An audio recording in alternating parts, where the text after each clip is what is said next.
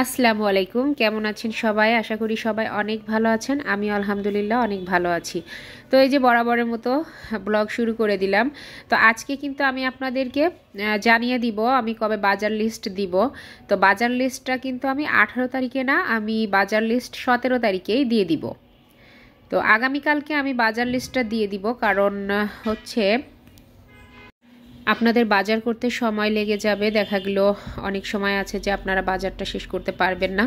তো এই জন্য আমি আগেই বাজার লিস্টটা দিয়ে দিব, 17 তারিখে দিয়ে দিব। আপনারা 17-18 তারিখের মধ্যে কমপ্লিট করে ফেলবেন, আর 19 তারিখ থেকে ডায়েটটা শুরু করে দিবেন।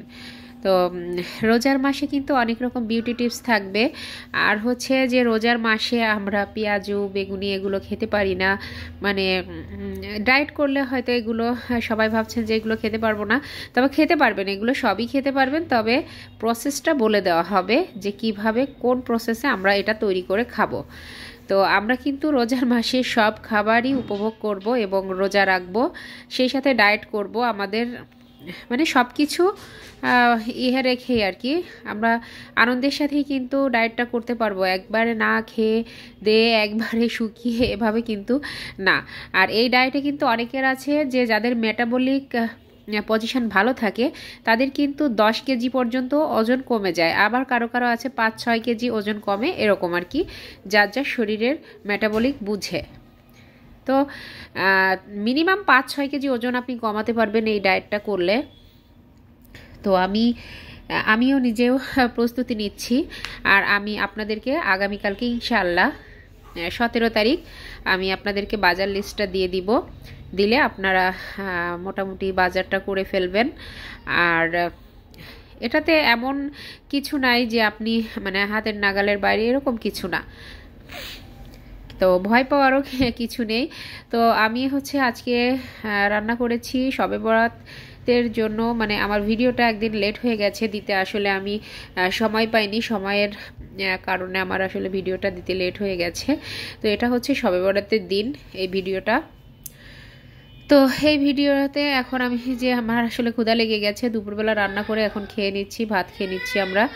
তো আমার হাজব্যান্ড একটু গ্রামের বাড়িতে গেছে, তো আসলে আমি হচ্ছে রাতের বেলায় হালুয়া রান্না করব, রুটি বানাবো। আমি এদিকে আটা মেখে একদম রেডি করে রেখেছি সব কিছু। আর মাংস রান্না করেছি, ভাত রান্না করেছি, জাস্ট এগুলো আমরা খেয়ে নেব। তো দুপুরবেলা খেয়ে নিয়েছি, আমার হাজব্যান্ডও চলে এসছে। তো এখন হচ্ছে আমি রুটি বানিয়ে নিচ্ছি। তো এই রুটিগুলো বানিয়ে আমি ছেঁকে নিয়ে তারপর হচ্ছে খেতে দিব। তো যাই হোক, আপনারা যদি আমার সাথে ডায়েট করে নিজেদের ফিট করে ফেলতে চান, তাহলে কিন্তু অবশ্যই আপনাদেরকে আমার চ্যানেলটি সাবস্ক্রাইব করে পাশে থাকতে হবে। আর বেল বাটনটি ক্লিক করে দিতে হবে, যাতে আমার পরবর্তী ভিডিও নোটিফিকেশন সাথে সাথে আপনার কাছে পৌঁছে যায়। আর ভিডিওটি ভালো লাগলে অবশ্যই লাইক, কমেন্ট এবং শেয়ার করবেন বেশি বেশি। তো আশা করছি আমার এই ভিডিওটা আপনাদের উপকারে আসবে, মানে আমার কথাগুলো বিশেষ করে। আর এই কথাগুলো অনুযায়ী কিন্তু কাজও করব। আর ইনশাল্লাহ আপনারা সবাই আমার পাশে থাকবেন, তো এটাই আশা করছি। তো সবাই প্রস্তুতি নিয়ে নেন, ইনশাল্লাহ এই ডায়েটে কিন্তু 5-6 কেজি ওজন মিনিমাম কমাতে পারবেন। আর যাদের মেটাবলিক সিস্টেমটা ভালো, তারা কিন্তু আরও বেশি 10 কেজি পর্যন্ত ওজনও কিন্তু কমে এই ডায়েটে। এটা আপনি ডায়েটটা করে তারপর আমাকে বলবেন যে আমি সত্যি বলছি না মিথ্যা বলছি। আর ডায়েট চলাকালীনই আপনি অবশ্যই সব কিছু বুঝতে পারবেন। আর এই ডায়েটটা রোজার কিছুদিন আগে শুরু করার কারণ হচ্ছে, 10 দিন আগে শুরু করার কারণ এটাই হচ্ছে যে হঠাৎ করে রোজার মাসে যদি আমরা এই ডায়েটটা শুরু করি, হয়তো অনেকের শারীরিক প্রবলেম হতে পারে যেহেতু আমরা রোজা রাখি। তো আমি হচ্ছে আমার ডায়েটিশিয়ানও এভাবে বলেছে, আমিও সেটাই করছি।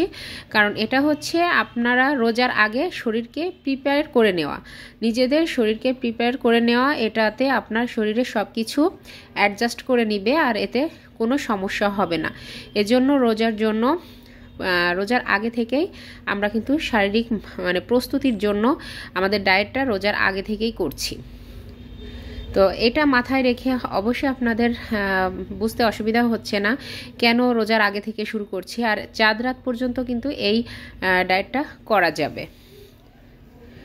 তো তারপর ঈদের দিন ইচ্ছা মতো আমরা তো এমনিতে ঈদের সময় একটু বেশি ঘুরি ফিরি খাওয়া দাওয়া, তো সেক্ষেত্রে কিন্তু আমাদের কিন্তু একটু নিজেদেরকে এভাবে এখন ডায়েট করে যদি ফিট না করি তাহলে কিন্তু কোনোভাবে আসলে তখন আসলে আমাদের ইয়ে লাগবে না আর কি।